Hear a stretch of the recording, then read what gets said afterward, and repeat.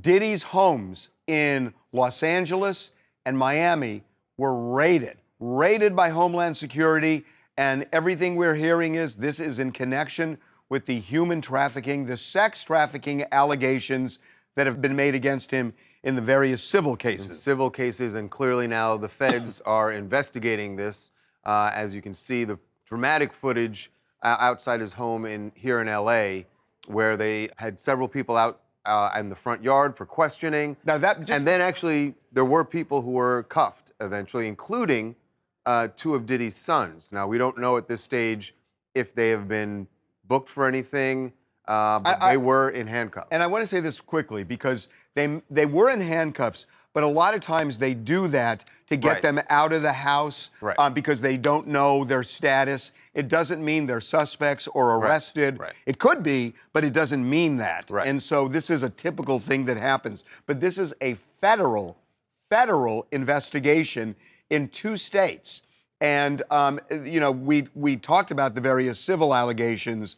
This is a whole new level. This would be, obviously, they're looking into criminal, the feds are looking into a criminal charge here, but nothing has been announced yet. And we also don't know where Diddy is at this point. Yeah, that's right. So he usually lives primarily in Miami. That's usually where he's at anyway. He flies around, obviously, but Miami seems to be his home base. No visual, no word, no official report or anything of him being under arrest or detained or anything. But in any case, it's obviously D-Day, no pun intended. Look, can I be honest with you? I had a suspicion this would happen at some point because of the mounting lawsuits. Despite all the denials from Diddy, they kept mounting and they kept mounting, and the same thing kept being brought up. Alleged human/sex trafficking. And at a certain point, the federal government is not going to turn a blind eye to that, right? And I mean, look, they at least say we should look into this. Well, by the way, this is more than we should look into this. They had to get a search warrant, which means that they had to convince a judge that there was probable cause to believe that there was indeed sex trafficking, human trafficking. So this is not just a probe. This is presenting evidence to a federal judge saying, we have probable cause to believe Diddy is involved in human trafficking. And as a result, warrants got issued in both Los Angeles and Miami. So that's how serious this is right now. By the way, we have been blowing up the phones of his various lawyers, and they are indisposed right now. They are not talking. We've also been... Imagine they're in a war room somewhere. The other thing I was going to mention real quick, and I'm sure this came to somebody's mind, but this very much reminds me of the R. Kelly saga. I mean, for a long time, R. Kelly was, you know, just living his life, doing his thing, and all of a sudden, one day, law enforcement gets involved, he gets arrested, and the rest is history. I'm not saying the same is going to happen here from Diddy, obviously, but this is sort of the start of usually how that stuff like that goes. It is the same playbook. You notice there are a lot of public allegations made either in a documentary, in the case of R. Kelly, in the case of Diddy, in several lawsuits, and it gets the feds, their antenna go up, and then the investigation starts. What is really interesting, fascinating about all of this is it started with Cassie. And, you know, that's his ex, and this whole thing probably would have never come out from under the rug because he could have settled it. And he wouldn't settle it, and I guess he called her bluff. But then she files this lawsuit making all these horrific allegations. The next day, he settles with her. But because it all became public, other women then came forward, in particular, a Jane Doe. In December, who alleged that she was 17 when Diddy and his associates sexually assaulted her. And she also alleged human and sex trafficking in that lawsuit. So, and we've seen it pop up in another more recent lawsuit filed here in LA. So this is unconfirmed, but we have reason to believe that the feds have spoken to at least one of these women before getting this search warrant. And as a matter of fact, it really makes complete sense. In order to show probable cause, you have to show that there's something untoward that happened, and it would be probably a declaration from one of those women. And we have reason to believe at least one of them, and it's a Jane Doe, was either in touch directly with Homeland Security or with via her lawyer. And to Harvey's point from earlier, when Cassie opened the floodgates, because she was the first one to do that, such a high-profile person in a high-profile relationship with Diddy, obviously that opened the doors, and I'm sure he's regretting playing chicken with her because he clearly lost, and now he's sort of paying for it, I think. Hey, I'm Trey from Atlanta, Georgia. All this is just so unfortunate. Ever since that Cassie lawsuit, his life has literally been in shambles. Like, we're literally seeing the downfall of Diddy right in front of our eyes. The most unfortunate part is I hated seeing the two kids in handcuffs. They probably had no idea what was going on, what was going on.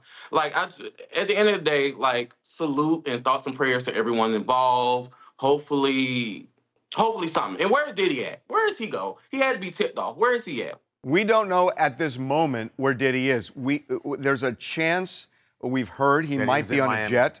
Yeah. And we heard Miami. He was in Miami and that he was about to get on a jet and then didn't get on. Going to New York. Right. And by the way, it looks like the Southern District of New York is handling this, which is interesting because it's not New York where they're searching right now.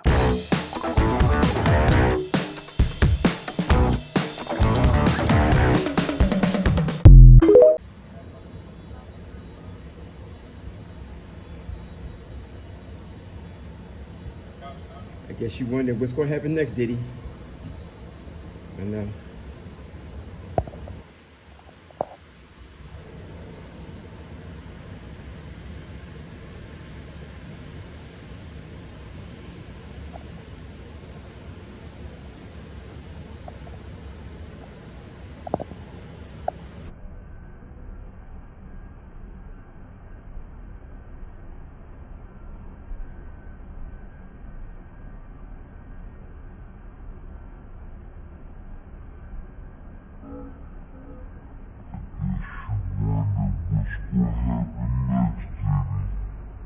We have a lot to talk about with the Diddy raids yesterday, and it turns out there was an arrest made in Florida, a member of Diddy's entourage that was apparently headed to Antigua for a spring break.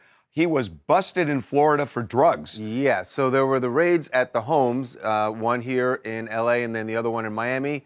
But the arrest actually happened at an airport in Miami, at Miami's Opa-locka Executive Airport, where Diddy was boarding a private jet with his entourage, heading out for some spring break plans. That was interrupted when Customs got on the plane and decided they were going to search. And they ended up finding, according to law enforcement, on Mr. Brendan Paul, he is the entourage member. They say that they found cocaine and marijuana, and he was arrested. Now, what is interesting about that is that Brendan Paul's name surfaced in one of the lawsuits against Diddy recently, where a former employee of Diddy's, Rodney Jones Jr., called Brendan Paul the drug mule for Diddy. Right. Again, those were his words. Yeah, you guys. So obviously we know Rodney Jones's lawsuit, explosive, salacious, alleging everything under the sun, basically. But yes, to your point, he does in fact name Brendan Paul in his lawsuit. He misspelled his name, by the way. Rodney Jones's team misspelled Brendan. But in any case, he's named in the lawsuit. He claims that not only does he handle Diddy's, quote, drugs or whatever, but he also allegedly handles Diddy's firearms. He'll hold Diddy's pistol when they go out in public, et cetera, et cetera. Poor timing, obviously, because the guy just happened to be allegedly busted with drugs on him. So again, it's not any indication on Diddy himself that, the guy might have had drugs on him. That doesn't mean they were for Diddy or anything, but obviously it's not a good look in light of what's been alleged against Diddy and against Brendan. So the timing is it's just bad timing for Diddy's camp. So what's interesting is that Brendan is the one arrest that has come out of all of those, the law enforcement activity yesterday. We saw people that were handcuffed at Diddy's home here in L.A. Including his two sons. Justin and King.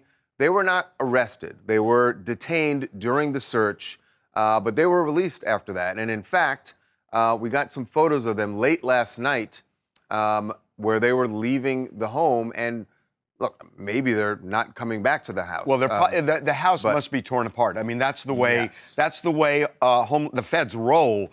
When they do a search like this. I want to make a couple of points. By the way, we're going to get into them leaving the house late last night, around 12:30. And we're going to get into the show of force in a minute. But there are a couple of other things. Number one, everybody's wondering, what does this mean in terms of Diddy's exposure? To get a search warrant to do what they did in Miami and in Los Angeles, the prosecutors have to show a judge that there is probable cause to believe that Diddy committed a crime since he was the target of this. And we know that one of the issues that they're looking at is alleged sex trafficking. This is something that came up in several of the lawsuits. For the judge to sign the warrant, which the judge did, that means the judge found that there was probable cause to believe that Diddy committed the crime. Now, that doesn't mean he is going to be automatically prosecuted, because the purpose of the search is to gather evidence. And then they have to decide, is there a probability that they could prove guilt beyond a reasonable doubt if they file charges? If the answer to that is yes, then they would file charges, presumably, against Diddy. Right. The other thing that is interesting about this, Diddy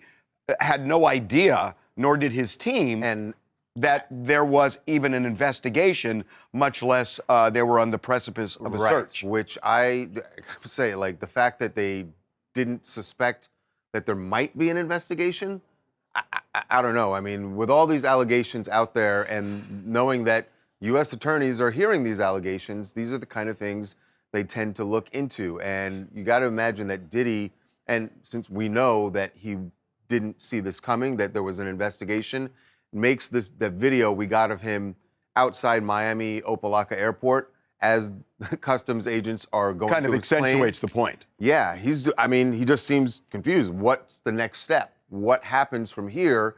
And right now, that's anybody's call. It just depends on what they found during these raids. Is there enough, as you said, that they would feel that they could actually bring charges against him, try him? It looks like they were, in fact, this is what we've heard, that they were on the way with several of his kids to spring break. They actually had 2 private jets that they were going to go to. Again, we believe it's Antigua for spring break. We know that one of the jets did actually make it to Antigua. We don't think Diddy was on that jet. Diddy obviously was not on that one. In fact, it left from the West Coast, and that is the plane on the ground in Antigua where it landed. One other thing we just wanted to show you before we go to break here, Holmby Hills is a very ritzy part of town.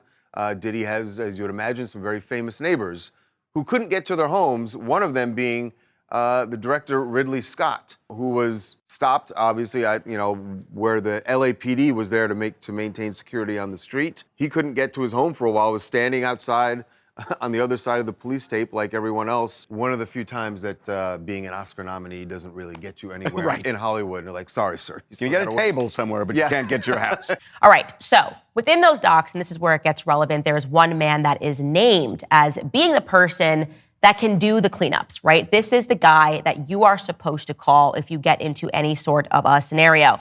So in these docs, it says, Mr. Combs instructs his staff to always contact Mr. Muhammad, that is Fahim Muhammad, if they are ever pulled over by the police in Miami or California.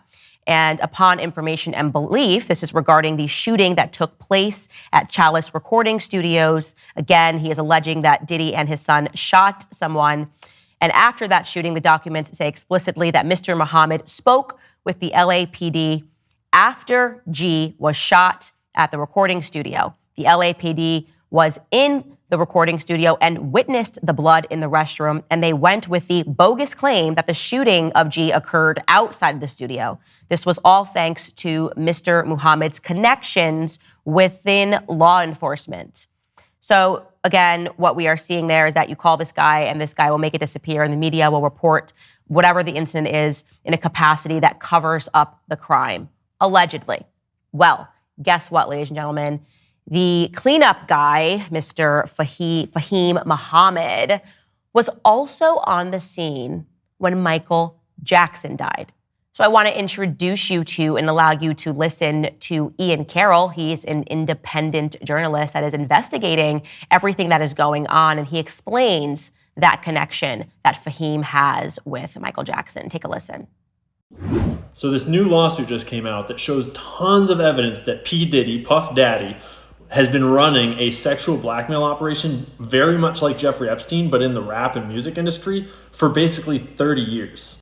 And in that lawsuit, we learned that his head of security while he's running the sexual blackmail ring is this guy named Fahim Muhammad, who before working for Diddy was the head of security for Michael Jackson when he was only 21. And he was one of the first people on the scene when Michael Jackson died. And before we go to Michael Jackson, the most important part of the Diddy case to bring across is the fact that the record executives at the very top knew what P. Diddy was doing. They were attending the parties with underage girls where they were spiking drinks. They were deeply involved in Diddy's personal life, and all evidence points to them supporting his operation, or at the very least turning a blind eye to it. So yes, this is obviously huge. It's also potentially terrifying. And now if you want to be rational and use the rational side of your brain, you just go, okay, well, this could just be a coincidence, right? Like Fahim Muhammad, he is in security. And yes, he obviously is high up in security. He was providing security to Michael Jackson. He happened to die on his watch. Big deal, right? Big deal.